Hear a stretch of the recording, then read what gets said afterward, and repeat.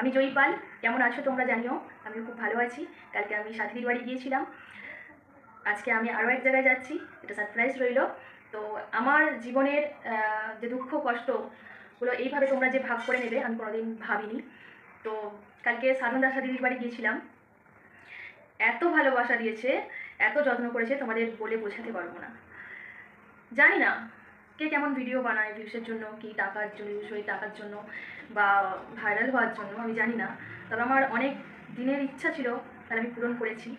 আরও আমার ছোটো ছোটো কিছু ইচ্ছা আছে, আমি পূরণ করার চেষ্টা করব। আশা করি করতে পারবো যদি চেষ্টা থাকে। প্রতিটি মানুষই কিছু না কিছু তার মনে ইচ্ছা থাকে, কিন্তু সেটা অনেক সময় অনেক কিছু দিক দিয়ে মানুষ করতে পারে না। কিন্তু আমি সবাইকেই বলবো যে চেষ্টা করো, চেষ্টা করলে ঠিক তুমি ফল পাবে। কারণ আমি বহু বছর ধরে কষ্ট করে আসছি, কিন্তু আমি এমন কোনো কাজ নেই যে আমি চেষ্টা করিনি। সব রকম কাজ করার চেষ্টা করেছি, বোঝার চেষ্টা করেছি, যেটা জানি না সেটা শেখার চেষ্টা করেছি, চেষ্টা করে গেছি। পারিনি, আবার করেছি, বারবার সেটাকে করেছি। কিন্তু আজ তোমাদের সাপোর্ট, তোমাদের ভালোবাসায় আমি 1 মাসে কিছু হলেও একটু চ্যানেলের মানে পরিশ্রম করেছি, তোমাদের ভালোবাসা পেয়েছি বলে বোঝাতে পারছি না।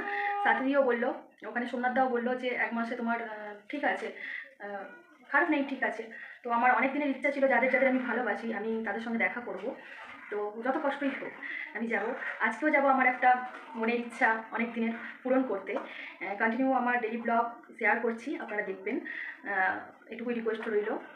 কারণ আমি তো একটা ছোট্ট মিডল ক্লাস ফ্যামিলির মেয়ে এবং বউ। আমি তো অনেক হাই ফাই না, কিন্তু আমি সেটা নিজের শক্তি এনার্জি দিয়ে আমি করার চেষ্টা করি, যে আমি করবো, চেষ্টা করি। এমন কোনো কাজ নেই যে আমি চেষ্টা করিনি। করেছি, অনেক ধরনের কাজ করেছি, অনেক করার চেষ্টা করেছি, বা মানুষকে বোঝানোর চেষ্টা করেছি, বা মানুষের করে দেওয়ার চেষ্টা করেছি যাতে মানুষের উপকার হয়। দেখা যাক আগামী দিনেও যদি আমার আবার সুযোগ আসে আমি মানুষের জন্য করবো, পাশে থাকবো আবার মানুষের। এখন তো আমার এরকম একটা মুহূর্ত ভগবান আমাকে দিয়েছে যে মানে আমি কোন দিকে যাবো আমার মানে রাস্তা খুঁজে পাচ্ছি না, এরকম একটা আমাকে পরিস্থিতিতে ফেলে দিয়েছে। কিন্তু একটা আমার পরিস্থিতি এমন একদিন ছিল যে আমি পুরো মানুষকে হেল্প করতাম, তাদের সব দিক দিয়ে করে দিতাম, সব কিছু। মানে আমার গাড়ির তেল ফুরিয়েও আমি লোকের হেল্প করে দিয়েছি, যে যা বলেছে করে দিয়েছি, টাকা দিয়ে হলেও করে দিয়েছি, যে যা চেয়েছে আমি দিয়েছি, সব করেছি। কিন্তু আমার জীবনে শান্তি নেই। শুধুমাত্র আমি সারা জীবন পরিশ্রমই করে যাচ্ছি। উঠছি আবার পড়ছি, উঠছি আবার পড়ছি। জানি প্রতিটি মানুষের মধ্যেই এটা আছে, ওঠানামা, কিন্তু প্রতিটি মানুষের গল্প আলাদা হয়। কালকে যেমন সাধনদা অনেক গল্প বলছিল, খুব মানে ভালো লাগছিল। কিন্তু আমার গল্প আলাদা, সাধনদার গল্প আলাদা। মানে সাধনদা যে সাথীদিকে যে আংটি বিক্রি করে যে ফোনটা কিনে দিয়েছিলেন, সেটা এখনও তুলে রেখেছে যত্ন করে। খারাপ হয়ে গেছে কিন্তু সারিয়ে তুলে রেখেছে। বা ওদের যে পুরোনো বাড়িটা কোনোদিন ভাঙবে না, ওর মধ্যে অনেক স্মৃতি আছে। সাথীদি বলছে ও বাড়িতে ছিলাম, কষ্টে ছিলাম, ভালো ছিলাম, এ বাড়িতে এসে আমি প্রচুর অশান্তির মধ্যে পড়েছি। কিন্তু সাথীদিরা এত ভালো, এত ভালো, এত ভালো, তোমাকে বলে বোঝাতে পারবো না। তোমরা যাও, গিয়ে দেখো সাথীদির ফ্যামিলিটা এত ভালো। কারণ আমি একটা গ্রামের মধ্যে আমার বাপের বাড়ি বা শ্বশুর বাড়ি এরকম একটা আমি ফ্যামিলির সঙ্গে কাটিয়ে আজ কলকাতায় 2 দিন এসেছি, ঠিক আছে। কিন্তু আমিও একটা ওরকম জয়েন্ট ফ্যামিলি কাটিয়ে এসেছি, পাড়ার লোক বা ফ্যামিলি, বাপের বাড়ি তো অনেক বড় ফ্যামিলি। আমার এটা না ভালো লাগে। আর এই ভালোবাসাটা দেখে না আমার সত্যি মন পড়ে গেছে সাথীদি, যে তোমার মা আমাকে এত ভালোবেসেছে, শাশুড়ি বা তোমার ননদরা এত ভালো, আমার সঙ্গে এত গল্প করেছে, এত ভালোবাসা দিয়েছে, মানে আমাকে তো ছাড়ছিলই না। তো সাথীদি আসবে, ওদের ফ্যামিলি সবাইকে নিয়েই আসবে কলকাতায় আমার বাড়িতে। বলেছি 2 দিন থাকবে, আমি চারিদিক পুরোটা কলকাতাটা ঘুরিয়ে দেখাবো। এবং আমার খুব ইচ্ছা সাথীদি আমার বাড়িতে আসুক, আমি নিয়ে ওর যা যা ইচ্ছা আছে কলকাতায় যা যা দেখবে আমি সব দেখাবো। এবং আরেকদিন আমি ওদের বাড়িতে যাবো, একদিন না যাবো, কিন্তু রিসেন্টলি আবার যাবো। আমার খুব ভালো লেগেছে। কারণ কি বলতো, আমরা মানুষকে ভালোবাসতে জানি, কিন্তু ভালোবাসি, কিন্তু কিছু কিছু সময় কি জানো তো, যে ভালোবাসি কিন্তু সে এমন একটা মনে আঘাত দিয়ে দেয় না তখন। আর এখন এমন হয়ে গেছে যে একটা সময় একটা মানুষকে এত ভালোবাসতাম, সেই দেখি পিছনে একটা কথা বলছে, পিছনে খোঁজা মারছে, তখন মনটা ভেঙে যায়, তার উপর থেকে সরে যায়। মাইন্ড কাজ করে না যে আমি এত ভালোবাসি, এই করি ওই করি সেই করি, সেই আমার নিয়েই করছে, এরকম মনে হয়। কিন্তু আমরা মানুষকে ভালোবাসতে জানি, সেই ভালোবাসার জন্য আমরা ভালোবাসা পাই। সাথীদির মা এত আমাকে আদর করেছে, মানে চুম খাচ্ছে সাথীদি। মা সবাইকেই করছে, সাথীদির ননদদের, সাথীদিকে, আমাকে। সাথীদি বলছে মা আমার কিন্তু খুব হিংসা হচ্ছে, রাগ হচ্ছে, আমার কম হয়ে যাচ্ছে। তখন আবার ওকে একটু আদর করে দিল। মানে মানে ফ্যামিলিটা জাস্ট ওয়াও, বলা যাবে না। না যদি নিজের চোখে দেখো, না যদি যাও, কেউ বুঝতে পারবে না। আর কিছু কিছু মানুষ আছে বদনাম করার জন্য, তারা করবে, তাদের কাজ তারা করুক, আমাদের কাজ আমরা করবো। আমার সঙ্গে কিছু যে খারাপ করেনি, আমি খারাপ তার আমি বলতে পারবো না। তো এত সুন্দর হাতের রান্না, আর কত কি রান্না করেছে। তো করেছে, কোনোদিন আমি আলু দিয়ে শাক ভাজা খাইনি। আমরা গ্রামের দিকে থাকতাম, জয়েন্ট ফ্যামিলি, শ্বশুরবাড়ি বাপের বাড়ি, কিন্তু আলু দিয়ে শাক ভাজা কোনোদিন খাইনি, কিন্তু এত সুন্দর লেগেছে আমার মুখে এখনও টেস্টটা লেগে আছে।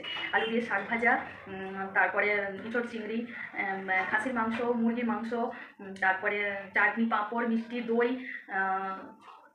দই অনেক কিছু ছিল রান্নায়। কিন্তু বেলা টিফিন করেছিলাম, খেয়েছিলাম, বাড়ি থেকে রান্না করেছিলাম, টিফিন নিয়ে গেছিলাম, খেতে পারি না। আর এমনি আমার শরীর খারাপের জন্য আমার অল্প অল্প খাবার মানে খাওয়া উচিত, বেশি খাবার খাওয়া যাবে না, সেই জন্য বেশি খেতে পারিনি, কিন্তু খেয়েছি। খুব মানে টেস্টি খাবার, মাংস ঝোলটা এত সুন্দর করেছিল, মানে তোমাদের বলার মতো নয়, এত সুন্দর। পাতলা ঝোল আমার খুব ভালো লাগে, খুব পাতলাও হয়নি, খুব মানে ঘনও হয়নি, কিন্তু খুব টেস্টি হয়েছিল। তো এত ভালো লেগেছে। আর সাথীদির শাশুড়ি তো পুরো একদম মানে কি বলবো, মাটির মানুষ, বলার কিছু নেই। মানে এতই ভালোবাসে সাথীদিকে সবাই, মানে হাতের তেলোয় করে রাখে, সেটা তো আমরা সব ব্লগেই দেখি। কিন্তু একটা কথা বলবো, যে যেটা আমরা ব্লগে দেখি ওদের, কিন্তু সামনে থেকে কিন্তু ওরা আরও সুন্দর। সাথীদির মা এত সুন্দর দেখতে, ব্লগে অত সুন্দর লাগে না। আর সাথীদির থেকেও সাথীদির মাকে আরও সুন্দর দেখতে, এত সুন্দর ছোটোখাটোর ওপর পাতলা চেহারা, কিন্তু স্কিনটা কত সুন্দর স্মুথ, বা কালার, মানে ওদের ত্বকের এটা খুব গ্লেজি। সাথীদির থেকে সাথীদির মায়ের ত্বকটা আরও গ্লেজি, মানে এত সুন্দর দেখতে আমি তোমাদের বলে বোঝাতে পারবো না। আর আমি এমন একটা দিনে গেছি যে ওদের বাড়িতে অনুষ্ঠান হচ্ছে, সবাইয়ের সঙ্গে আমার দেখা হয়েছে, খুব খুব খুব আনন্দ লেগেছে, আর খুব খুব ভালোবাসা দিয়েছে।